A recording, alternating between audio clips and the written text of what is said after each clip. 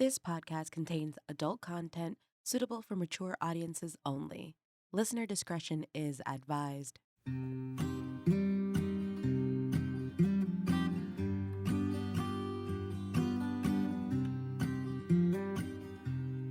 I ain't like that anymore. I don't kick off like before. I'm more relaxed. I'm all formed. I hate Welcome, traveler, to the Morbid Forest.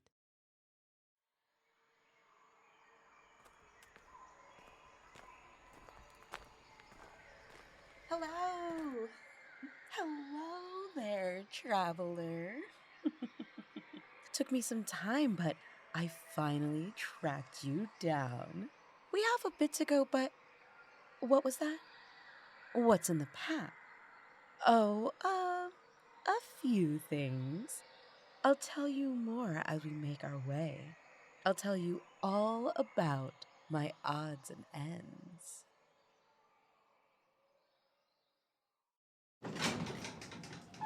The elevator door dinged and I stepped forward, thumb still scrolling through my messages. Fucking lying sack of shit! My foot connected with a semi-solid surface as my body projected forward over the elevator threshold. My phone flung from my hand, smacking into the wall of the carriage before hitting the floor and spinning like a top. Whoa there. A large hand reached out, halting my fall to the dirty floor. You alright? I scrambled awkwardly from the man's hold, pushing my hair from my face. What the hell was that? Sorry about that. Totally my fault for having my stuff in the way. I peered down at a substantially long black duffel bag, lounging languidly across the mouth of the elevator. Unfair rage bubbled from my lips. Yeah, it is your fault. Why the fuck would you leave your shit in front of the door? The door whispered shut behind me, and I directed my angry gaze at the other occupant. A sheepish, megawatt smile nearly had me falling over my feet again. The guy was drop-dead gorgeous in that California surfer way. His brown, shaggy hair begged for fingers to graze through it. It's fine. Just next time, try to catch my phone too. My snark was back, helping me to recover from my initial intake of my elevator mate as I snatched my phone from the floor. He chuckled. Noted. Headed to the lobby? Yeah, thanks. Silence descended with us as we moved through the floors.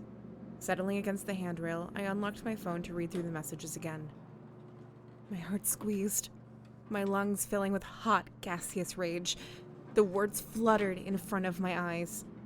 My brain was not ready to take in the photos attached. I was going to kill him.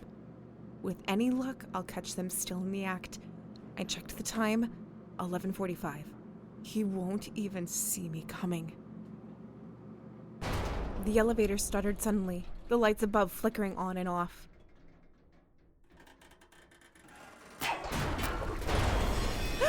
Holy fuck! I screamed as I prayed we wouldn't plummet to the floors below. Hold on to the rail! My companion yelled, his arm already looped through his railing and crouching low. Get down! I did as he asked, and strong-armed the railing while taking cover in the corner of the tin box. The elevator jerked up once more before grinding to a chilling halt. The carriage plunging into darkness. My breath wheezed from my chest in skittering pants. Too nervous to move in fear of the carriage's grip on its track was still volatile. A beat passed and we didn't move. Another beat passed. Then dingy light from the ceiling flickered on above, casting us in a hazy glow. Well, this is unfortunate. The man said. I laughed, but the sound scraped against my throat. That's putting it mildly. He stood, smiling at my returned humor before turning to examine the button panel. What are you doing? Shouldn't we hold still for a bit longer? The emergency clamp will be locked in place. We should be fine. I'm looking for the emergency panel. A phone or call button to the lobby will be in it. Oh, right. Good thinking. I rose from the corner, still too afraid to jiggle the car much and risk tumbling us to our death. The man made a noise of triumph. A silver panel containing a red phone popped open. He pulled it to his ear, and I held my breath. Hello? Hi. Yes, we're trapped in the building elevator between... He paused to glance up at the floor markers above the door. the 5th and 6th floor. Can you send emergency services to get us out? He turned to look at me, his gorgeous California smile settling my stomach. No injuries, just a bit shaken up. Great. Thank you so much. He hung up the phone and turned back to me.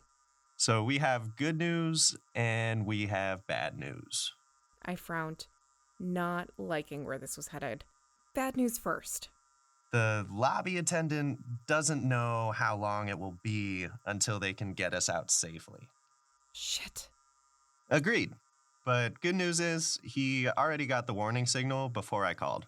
These must be newer elevators and have some sort of safety feature that alerts the desk and the fire station. So he said to hang tight because they already know to come for us. I think that is just bad news with a caveat. Not good and bad news, I said as I slumped like a sack to the floor.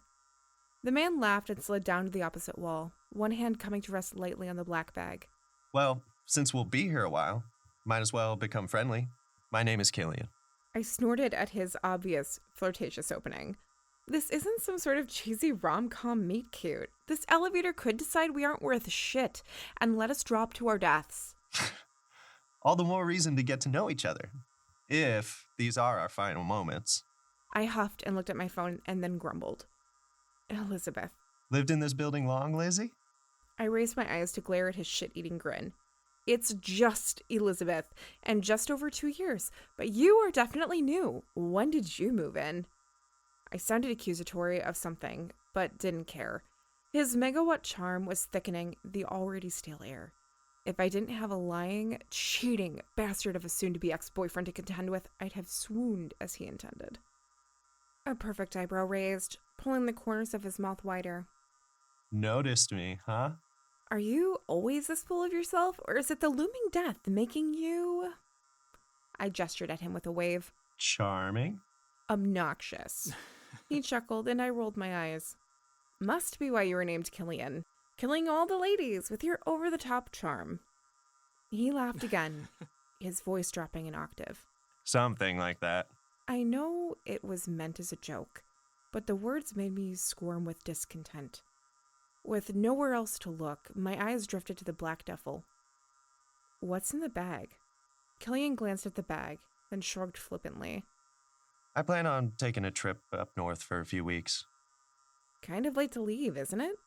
I prefer to start the drive at night. Beat all the morning commuters out of the city. The response made sense, but something still didn't feel right. The silence pressed down on my chest as we stared at each other. I felt like a mouse, caught in a cat's stare.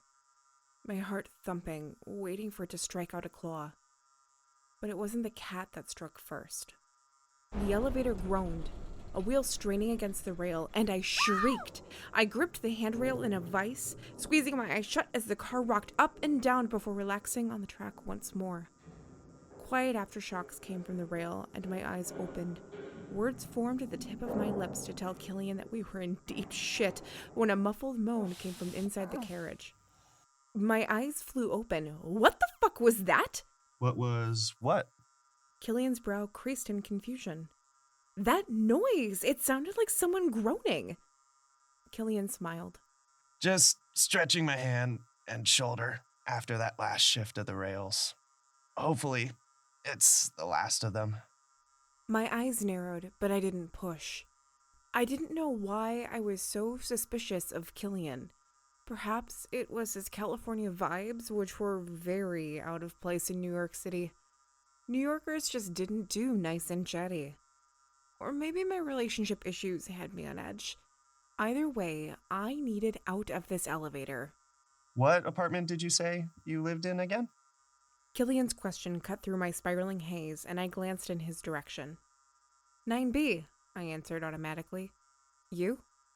7E, but I tend to only be in the city on weekends. Spend most of your time upstate? I asked, the easy conversation reducing my nervous energy. Killian smiled fondly, his eyes going distant for a moment. Yes, I have a nice little place near a small lake. It's really a great think tank for my work. And what type of work is that? Killian's electric smile jumped in wattage. his white teeth calling for me to lean in and flinch away simultaneously. I like to think I'm quite the artist. Mostly, I like to work with my hands, really get my fingers into the material I'm sculpting with. So, you're a sculptor? Killian's smile didn't waver.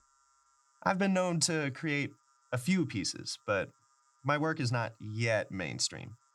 Maybe you can come over for a drink sometime and I can show you. That is, if we ever get out of here.